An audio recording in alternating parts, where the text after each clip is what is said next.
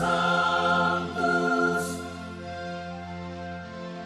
Sanctus, Sanctus Dominus Deus Sabaoth. Bapak, Ibu, dan saudara-saudariku yang terkasih dalam Tuhan kita Yesus Kristus, salam sejahtera untuk kita semua. Berkat Allah yang Maha Kuasa senantiasa menyertai kita.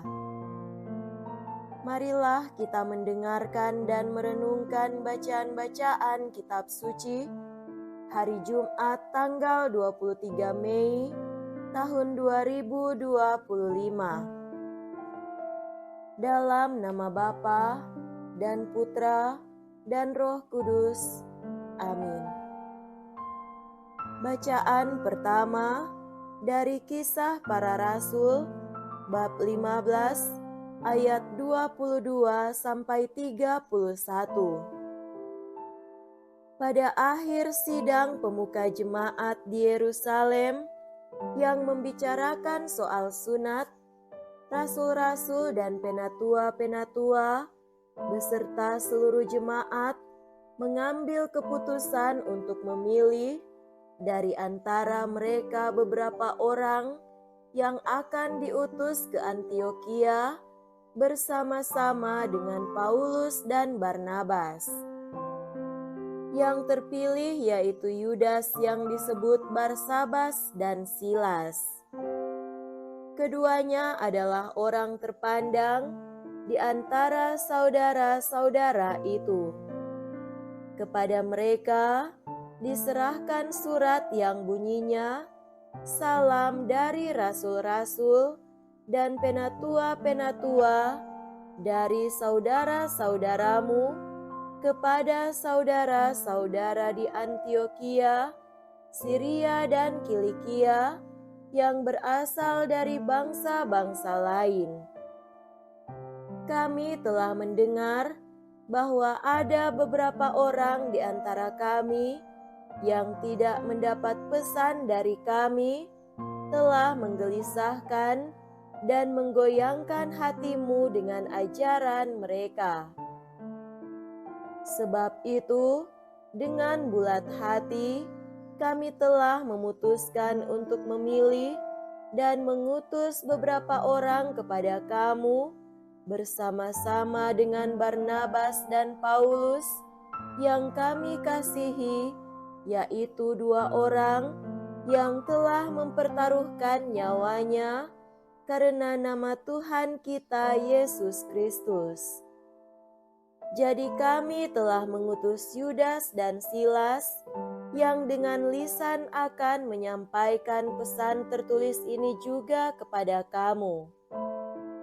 Sebab adalah keputusan Roh Kudus dan keputusan kami, supaya kepada kamu jangan ditanggungkan lebih banyak beban daripada yang perlu, yakni kamu harus menjauhkan diri dari makanan yang dipersembahkan kepada berhala, dari darah, dari daging binatang yang mati dicekik, dan dari percabulan. Jika kamu memelihara diri dari hal-hal ini, kamu berbuat baik. Sekianlah, selamat. Setelah berpamitan, Yudas dan Silas berangkat ke Antiokhia.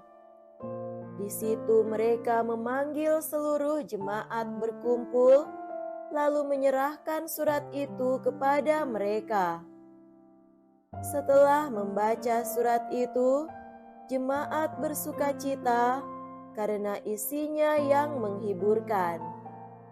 Demikianlah sabda Tuhan. Syukur kepada Allah. Semoga Tuhan beserta kita sekarang dan selama-lamanya. Inilah Injil suci menurut Santo Yohanes. Dimuliakanlah Tuhan. Injil Yohanes bab 15 ayat 12 sampai 17.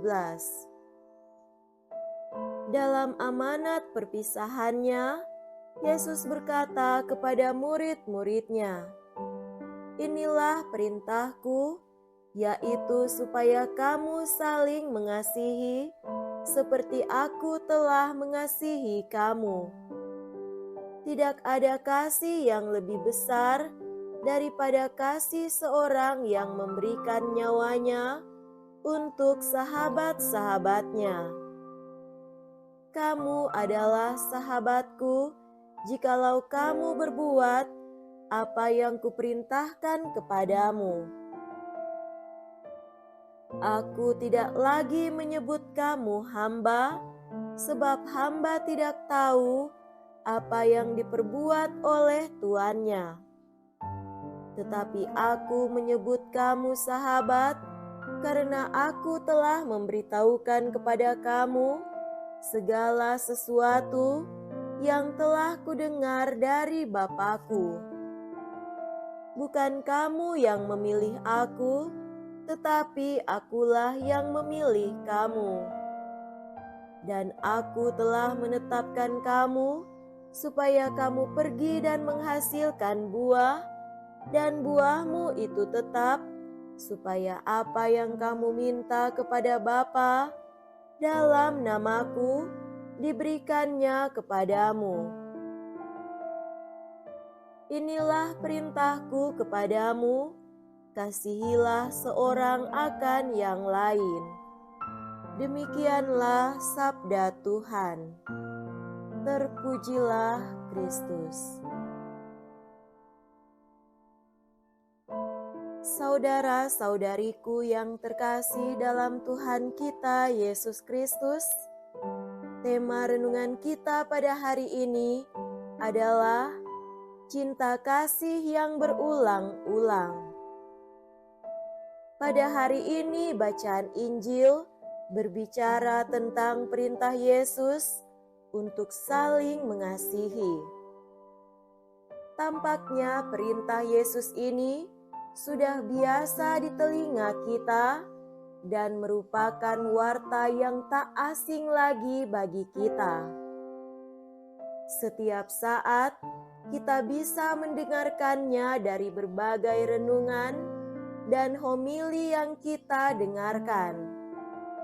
Ada pepatah yang berasal dari bahasa Latin yang berbunyi bis repetita placet. Artinya, mengulangi 2 kali selalu menyenangkan. Menyenangkan di sini bukan soal kesenangan duniawi, tetapi mengandung arti bermutu, berbobot, melekat dan tertanam dalam hati.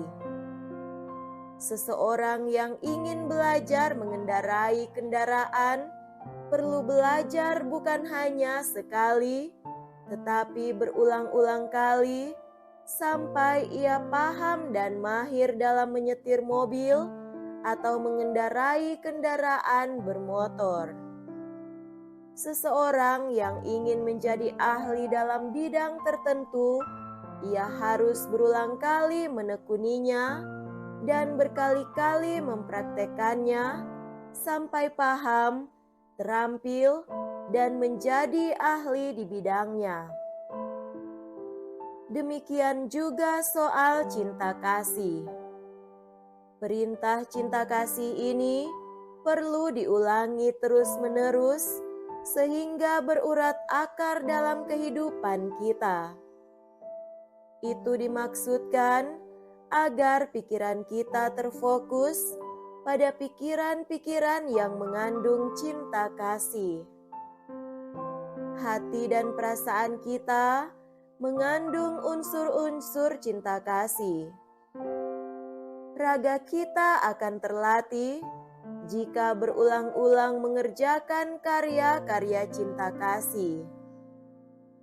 Hanya dengan demikian, kita menjadi terbiasa dan secara langsung atau tidak langsung membentuk kita menjadi pribadi yang bermentalitas cinta kasih. Karena itu, cinta kasih itu bukan soal pengajaran atau praktek sekali dan selesai. Itu perlu diulang terus-menerus dan dilakukan terus-menerus. Karena kriteria seseorang yang memiliki cinta kasih adalah kalau ia memiliki kesetiaan dalam mencintai dan mengasihi. 1-2 bukti cinta kasih tidak dengan sendirinya menyatakan seseorang itu memiliki cinta kasih. Namun, jika dalam rentang waktu yang cukup lama, kendati gelombang dan badai persoalan dan tantangan, ia tetap setia dalam melakukan karya-karya cinta kasih, maka itulah salah satu tanda bahwa orang tersebut sudah memiliki semangat cinta kasih dan hidup di dalamnya. Karya cinta kasih adalah orientasi hidupnya, bahkan menjadi bagai makanan dan minumannya setiap hari. Saudara-saudariku yang terkasih, marilah kita menghargai perkataan Yesus itu bukan sebagai suatu perkataan atau perintah yang membosankan, karena selalu diulang-ulang dalam pewartaan gereja, melainkan suatu kesempatan untuk selalu mengontrol diri kita kapan dimanapun dan selalu diingatkan untuk tetap berdiri pada koridor yang benar, yakni koridor cinta kasih. Pun pada saat kita lemah dan tak berdaya, tergoda oleh emosi dan amarah, bahkan godaan dunia, kecenderungan atau orientasi cinta kasih tetap melekat pada diri kita. Seperti kata Rasul Paulus, siapa yang bisa memisahkan kita dari cinta Kristus? Demikianlah kita selayaknya menjadi seperti Rasul Paulus yang mengatakan bahwa kita tidak bisa hidup tanpa saling mengasihi satu dengan yang lain, seperti Kristus telah mengasihi para murid-Nya dan kita semua. Semoga demikian. Amin. Dalam nama Bapa dan Putra dan Roh Kudus. Amin.